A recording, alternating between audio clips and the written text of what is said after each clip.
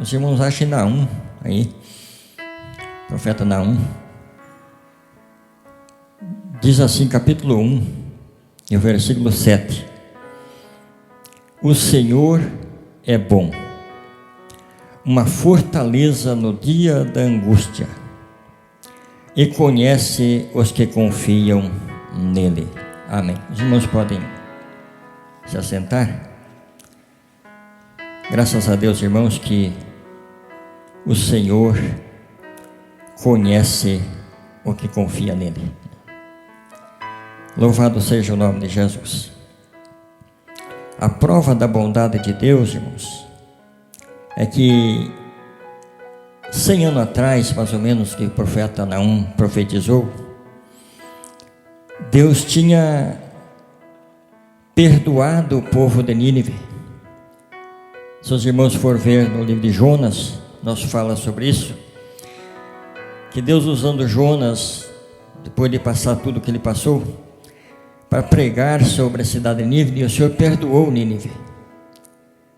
Eles jejuaram 3 dias, todo mundo jejuou, até os animais, e o Senhor perdoou a cidade, e poupou a cidade de Nínive.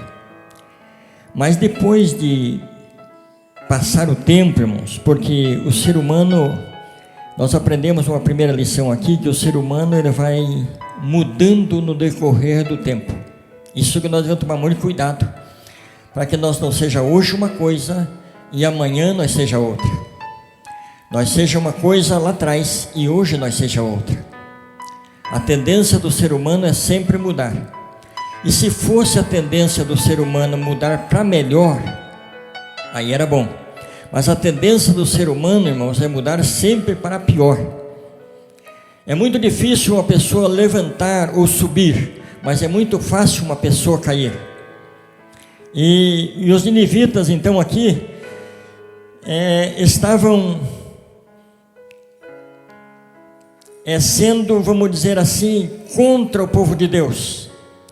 E Deus promete livramento para Judá, para o povo judeu, e promete a destruição dos ninivitas.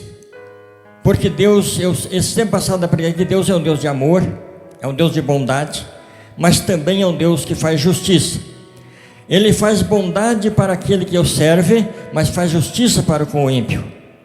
Portanto, se os irmãos for ver no Salmo número 1, ele diz que é bem-aventurado o varão que não anda segundo o conselho dos ímpios, nem se detém no caminho dos pecadores, nem se assenta na roda dos escarnecedores, mas anda e medita na lei do Senhor, dia e noite. Esse será como uma árvore plantada junto a ribeiros de água, que dá seu fruto em qualquer estação. A sua raiz está lá debaixo da umidade, e ele está produzindo fruto em qualquer situação da vida. Jeremias diz que aquele que confia no Senhor, ele dá fruto no ano de sequidão. O ano é de sequidão, o tempo é difícil, mas ele continua dando fruto, porque ele confia no Senhor. E o Senhor conhece aqueles que confiam nele. Foi o finalzinho do versículo que nós lemos aqui. No ano de dificuldade, o cristão dá fruto. Quando tudo parece perdido, mas o cristão está dando fruto, porque ele não perde a esperança no Deus que ele serve. Tem épocas da nossa vida que é tempos sombrios, tempos difíceis, mas o Senhor está conosco. Em todas as circunstâncias o Senhor está do nosso lado. Jamais Deus deixa o homem que deixa Deus, mas Deus não deixa o homem. Porque o amor de Deus é tão grande, é tão incomparável, que o homem pecou, o homem se distanciou de Deus, o homem desobedeceu a Deus, mas Deus enviou o seu único filho para morrer na cruz para a salvação do homem. Isso é amor de Deus, isso é um Deus bom, isso é o Deus que nós servimos, esse é o Deus que nós servimos, que é bondade em pessoa. Bondade em pessoa. A prova da bondade de Deus, irmãos, que antes que Deus vai destruir uma nação ou um povo, Ele usa alguém para pregar para essa nação, para que se convertam. Eu fico pensando o amor de Deus, quando Deus fez o homem começou, se alastrou na terra, aí Deus foi destruir a terra com o dilúvio, ele usou Noé 120 anos fazendo a arca e pregando que o Senhor ia destruir a terra, mas os homens não deram ouvido ao que Noé pregava. Aí quando veio o dilúvio, todos pereceram. Por quê? Porque não deram ouvido à voz de Deus. Mas Deus é tão bom que ele usou Noé 120 anos pregando para o povo: Deus vai destruir a terra com o dilúvio. Mas quem entrou na arca? Somente Noé e a sua família. O povo não quis entrar, desprezando a bondade de Deus. Mas Deus é bom. Bondade. Aquele que tem alma nobre, generoso, naturalmente inclinado a fazer o bem. Então Deus não quer fazer o mal. A prova disso é que a Bíblia diz que Deus não tem prazer na morte do ímpio, mas antes que ele se arrependa dos seus pecados. Por isso que às vezes, irmãos, nós erramos e de uma forma ou de outra nós somos repreendidos. Quando nós erramos, ou na nossa consciência, o Espírito Santo fala em nossa consciência, em nossa mente que nós erramos, ou Deus usa alguém para falar conosco que nós erramos, ou alguém lê um texto da palavra do Senhor e fala do nosso erro. Mas por que está falando? Porque Deus é bom e não quer que eu me perca, por isso que Ele usa alguém para falar comigo. Quantas das vezes eu estava fraco, mas vindo à igreja o Senhor falava comigo e eu voltava edificado para minha casa. Por quê? Porque a bondade de Deus ainda está me alcançando. Você está aqui hoje porque a bondade de Deus ainda está te alcançando. Por isso não deixe de servir a Deus, não deixe de obedecer a Deus, porque Deus é bom. Somente Deus é bom. Tá certo que existe muita coisa boa, na verdade Deus fez tudo bom, mas só que o homem que busca muitas invenções. Mas aqui nós estamos falando da bondade de Deus e não do homem.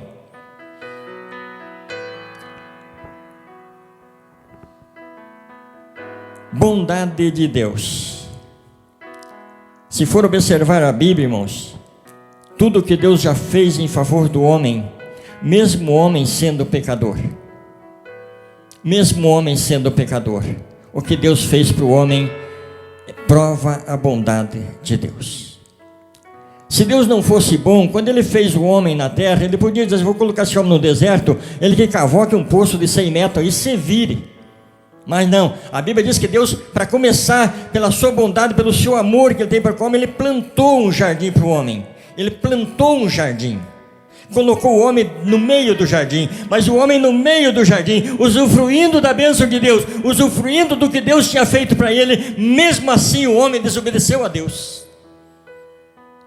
Mas a bondade de Deus continua, porque o homem desobedecendo a Deus, Deus prometeu livramento para o homem. Já no capítulo 3 de Gênesis, versículo 15, os irmãos vão ver um versículo lá que fala a promessa de Deus para a salvação da humanidade, porque a bondade de Deus não se compara com nada. Mesmo o homem pecando, Deus sempre promete livramento, e o Senhor livra aqueles que o servem. Os irmãos não vê a história de Ló? Quando foi para Deus destruir Sodoma e Gomorra, porque o pecado de Sodoma e Gomorra subiu até Deus e cheira mal as narinas de Deus o pecado, e o povo de Deus, o povo de Sodoma e Gomorra estava num pecado tremendo. Eu creio que talvez, como nós vivemos em muitos lugares hoje, o povo estava vivendo no pecado, mas Deus disse assim: não, o justo com o ímpio eu não vou destruir. Eu não vou destruir o justo com o ímpio.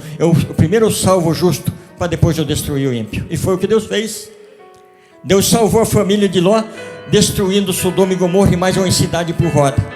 Então quer dizer, a bondade de Deus é assim, irmãos: Ele não vai fazer o mal para aquele que serve a Ele. Agora os irmãos vão dizer assim: mas e por que às vezes eu estou passando por dificuldade? Mas irmãos, nesta vida aqui, há momentos difíceis e há momentos bons. Mas o importante que eu quero dizer, chegar à conclusão desse texto aqui, ou da bondade de Deus, é que o Senhor tem para mim e para você lugar preparado para depois da morte. Porque Paulo, falando aos Coríntios no capítulo 15, disse: onde está a morte, o teu aguilhão? Onde está o inferno, a tua vitória? O aguilhão da morte é o pecado. O pecado é o aguilhão da morte. O aguilhão, vamos pôr uma vara com um ferro na ponta. O aguilhão da morte é o pecado. É o pecado que leva o homem à destruição. É o pecado.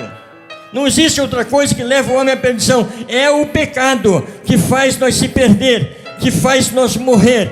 Mas Graças a Deus que quando Jesus expirou na cruz do Calvário, Ele levou sobre si os nossos pecados, e por isso a Bíblia diz que o Senhor lança para longe de nós nossos pecados, assim como o Oriente está longe do Ocidente, o Senhor lança para longe de nós nossos pecados. É o que diz Salmo 103, um verso lá, não estou lembrado qual, mas diz que o Senhor lança para longe de nós, assim como o Ocidente está longe do Oriente, o Senhor lança para longe de nós os nossos pecados, porque o Senhor é bom.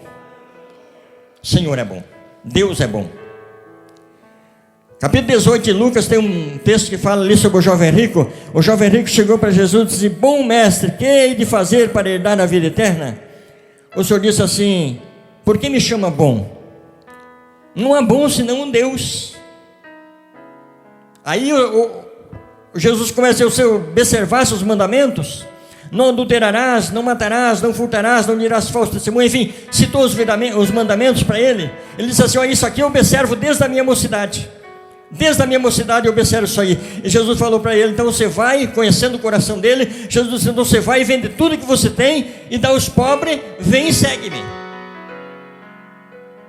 Aí o jovem rico saiu triste, porque possuía muitas propriedades. Muitas vezes vimos as coisas desta vida, aquilo que nós temos, aquilo que nós possuímos, ou aquilo que nós estamos interessados em possuir, separa nós de Deus. Mas nós estamos vendo um tempo, irmãos, que nós devemos seguir a Deus, servir ao Senhor, não olhar nem para nada, nem para a esquerda, nem para a direita, para ninguém, e para nada deste mundo, mas servir a Deus, porque nós estamos nos últimos dias nesta terra, nós nos últimos momentos nessa terra. Não há mais tempo. Deus é tão bom que Ele está nos advertindo para que nós possamos servi-lo melhor. Nós temos os últimos dias nessa terra. Não há mais tempo para nada. Esses dias passados eu estava vendo um certo pregador. Na verdade ele prega mais prosperidade, mas aquele dia achou por bem pregar salvação. Eu estava vendo esse pregador falando. Ele falou: segundo alguns tratados que estão fazendo por aí, a grande tribulação pode começar ainda antes do ano 2023.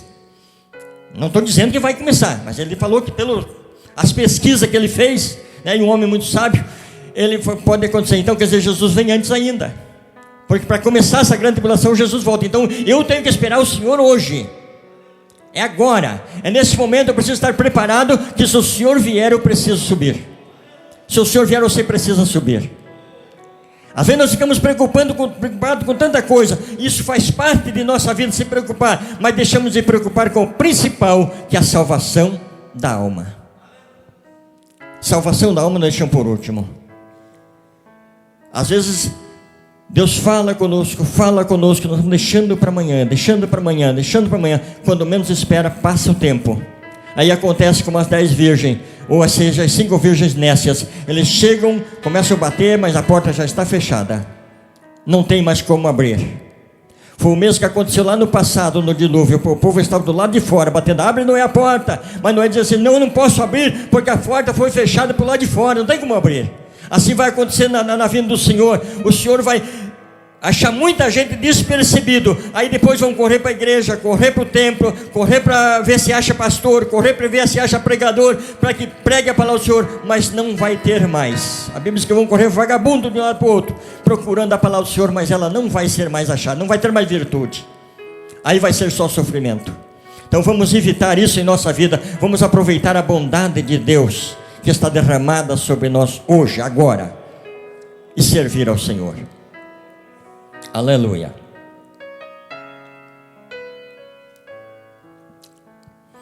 Aproveite esse tempo bom, que é o tempo da graça, porque vai chegar tempo difícil.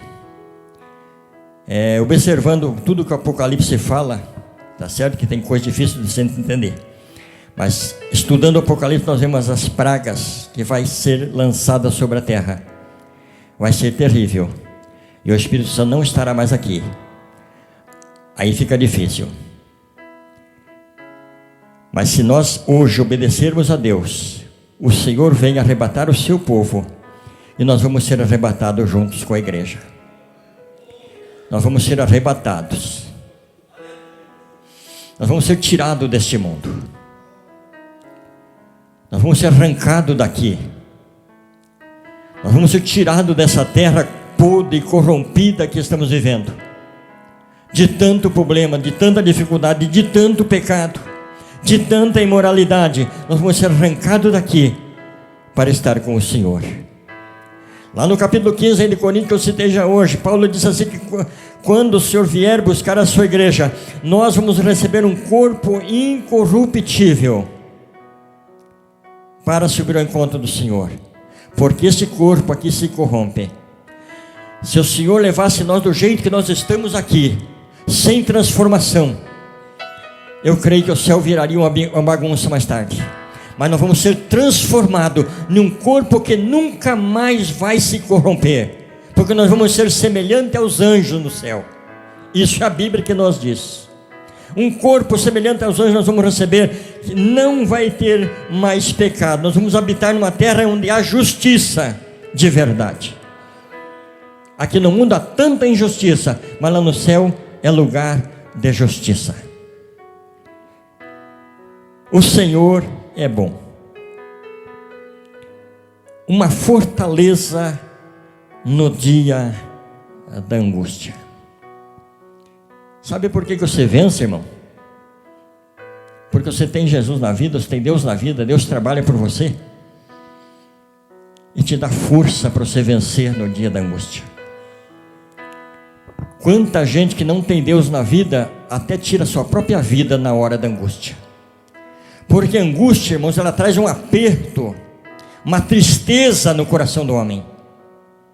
Uma angústia, um aperto. E esse aperto faz com que a pessoa sinta desejo de fazer coisas que não agrada a Deus às vezes. Errada. Eu já vi muitas vezes pessoas que passam por isso falar coisas que nem devem ser falado. É um aperto, uma ansiedade, um sofrimento. Isso é a angústia que faz. Mas aquele que confia no Senhor renovam as suas forças. Aquele que acredita, que realmente confia no Senhor, como diz o termo desse versículo, o Senhor conhece os que confiam nele. Os que confiam no Senhor renovam as forças. Por isso que na hora do problema, na hora da ansiedade, na hora da angústia, você ainda consegue catar força para vencer, porque é Deus que dá essa força para você. Por isso é bom estar com Jesus na nossa vida, que daí na hora da angústia o Senhor nos fortalece. O Senhor é uma fortaleza no dia da tua angústia. Quem que não passou por angústia? Quem que não está passando às vezes por angústia? Nós estamos vivendo um mundo, irmãos, que está terrível. Cada passo nós ouvimos notícias que não nos agradam. Isso causa angústia, causa aperto no peito. Imagina uma família que perde alguém. É uma angústia tremenda, mas se confiar no Senhor, o Senhor te dá força e na hora da angústia você vai ainda ter vitória. Louvado seja o nome do Senhor. E se acontecer alguma coisa conosco, nós devemos saber que amanhã ou depois nós vamos todos estar juntos. Amanhã ou depois todos esses que partiram com Cristo vão ressuscitar. Diz a Bíblia que ressuscitam primeiros. Depois nós que estamos vivos seremos transformados para juntos se encontrarmos com o Senhor. Aleluia, louvado seja o nome do Senhor. Nós não vamos preceder os que dormem. Mas só que eu quero deixar um versículo citado, não estou lembrado bem onde está escrito ele, mas a Bíblia diz assim que bem-aventurados que desde agora dormem em Cristo, porque não sofrerão o dano da segunda morte. É bem-aventurado os que dormem no Senhor. Ainda que nós às vezes não queremos que aconteça muitas coisas, mas o Senhor conhece todas as coisas e sabe o melhor para a minha vida e para a sua. Ele conhece a nossa vida, Ele sabe o melhor para nós. Jamais o Senhor dará o pior para você. Ele sempre vai te dar o melhor, porque Ele é bom. Angústia, irmãos, causa muita coisa em nós, mas se Deus estiver conosco, todas estas coisas nós vamos vencer. A angústia chega a causar doença no homem. A angústia deixa a pessoa doente. A angústia faz com que o homem sofra, né? Faz com que o homem entristeça tanto a ponto de ficar doente. Segundo diz que ele causa aceleração cardíaca, quando você está bem angustiado, sobe pressão, faz tanto estrago na vida do homem, uma angústia. E isso aqui só Deus pode nos livrar, irmão. Só Deus pode nos dar força para que nós possamos vencer na hora da angústia. Essa tristeza que a angústia traz, esse problema que a angústia traz, somente o Senhor pode nos fortalecer. Eu creio que os irmãos já passaram até hoje, porque Deus te deu força. Quanta angústia você já passou, quanto problema você já passou, mas Deus te deu força. E hoje ainda te adverte com uma palavra melhor, que no fim dessa angústia, no fim desse problema, você vai herdar a vida eterna. Isso que é o melhor para nós. A Bíblia diz que nós nem devemos nos preocupar com o tesouro desta terra, mas nós devemos preocupar com os tesouros no céu. Lá a traça não vai roer, a ferrugem não vai consumir, o ladrão não vai entrar e não vai roubar, mas vai estar guardada por Deus para sempre. Você vai estar com Ele para sempre. Que Deus te abençoe e Deus te guarde. Eu creio que nós temos só o tempo de orarmos e já acaba o horário. Lembre sempre que o Senhor é bom.